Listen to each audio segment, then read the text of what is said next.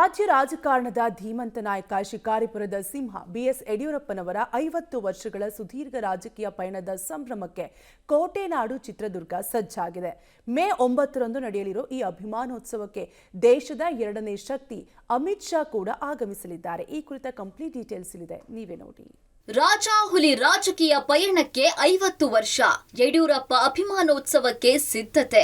ಸುವರ್ಣ ಅಧ್ಯಾಯ ಬರೆಯಲು ಬಿಜೆಪಿ ಸಜ್ಜು. ಹೌದು, ಚಿತ್ರದುರ್ಗದ ಇತಿಹಾಸದಲ್ಲಿ ಮತ್ತೊಂದು ಸುವರ್ಣ ಅಧ್ಯಾಯ ಬರೆಯೋದಕ್ಕೆ ಬಿಜೆಪಿ ಸಜ್ಜಾಗಿದೆ.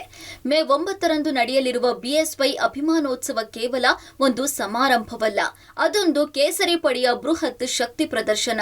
ಮೇ 9ರಂದು ಮಧ್ಯಾಹ್ನ 2 ಗಂಟೆಗೆ ಕಾರ್ಯಕ್ರಮ ಆರಂಭವಾಗಲಿದೆ. ಕೇಂದ್ರ ಗೃಹ ಸಚಿವ ಅಮಿತ್ ಶಾ ಈ ಐತಿಹಾಸಿಕ ಕ್ಷಣಕ್ಕೆ ಸಾಕ್ಷಿಯಾಗಲಿದ್ದಾರೆ. ಯಡಿಯೂರಪ್ಪ ಅಭಿಮಾನೋತ್ಸವದಲ್ಲಿ ಕೇಂದ್ರ ಗೃಹ ಸಚಿವ ಅಮಿತ್ ಶಾ, ವಿವಿಧ ಮಠಗಳ ಮಠಾಧೀಶರು ಉಪಸ್ಥಿತಿ ಇರಲಿದ್ದಾರೆ.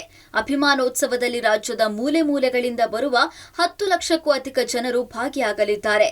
ಇದಕ್ಕಾಗಿ ಜರ್ಮನ್ ಮಾದರಿಯ ಪೆಂಡಾಲ್ ಹಾಕಲಾಗಿದೆ. ಯಡಿಯೂರಪ್ಪನವರ ಈ ಅಭಿಮಾನೋತ್ಸವ ಕಾರ್ಯಕ್ರಮಕ್ಕೆ ರಾಜ್ಯದ ಮೂಲೆ ಮೂಲೆಗಳಿಂದ 10 ಲಕ್ಷಕ್ಕೂ ಹೆಚ್ಚು ಅಭಿಮಾನಿಗಳು ಅಭಿಮಾನೋತ್ಸವದಲ್ಲಿ ಕಾರ್ಯಕ್ರಮದಲ್ಲಿ ಭಾಗವಹಿಸ್ತಾ ಇದ್ದಾರೆ. 1000ಕ್ಕೂ ಹೆಚ್ಚು ಮಠಾಧೀಶರು ಕೂಡ ಭಾಗವಹಿಸ್ತಾ ಇದ್ದಾರೆ.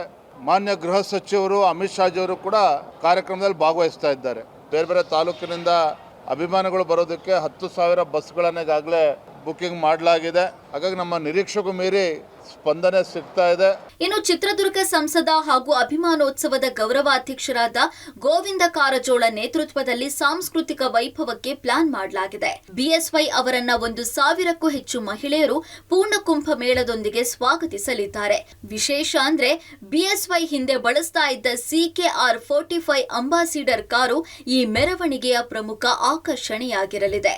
ಅಲ್ಲದೆ ಬಿಎಸ್ವೈ ಹೋರಾಟದ ಬದುಕಿನ ಕುರಿತ ಕಮಲದಲ್ಲಿ ಅರಳಿದ ಹೂವು, ಕೆಂದಾವರೆ ಮತ್ತು ಸದನ ಶಿಖಾರಿ ಪುಸ್ತಕಗಳು ಬಿಡುಗಡೆಯಾಗಲಿವೆ. ಬಿಎಸ್ವೈ ಜನಸಾಮಾನ್ಯರ ಹಿತಕ್ಕಾಗಿ ಜಾರಿಗೊಳಿಸಿದ ಯೋಜನೆಗಳ ಸ್ತಬ್ಧ ಚಿತ್ರಗಳು ಗಮನ ಸೆಳೆಯಲಿವೆ. ಒಟ್ನಲ್ಲಿ ಬಿಎಸ್ವೈ ಅಭಿಮಾನೋತ್ಸವದ ಮೂಲಕ ಬಿಜೆಪಿ ರಾಜ್ಯದಲ್ಲಿ ಹೊಸ ಸಂಚಲನ ಮೂಡಿಸಲು ಮುಂದಾಗಿದೆ. S Siddaraju, public TV, Chitradurga.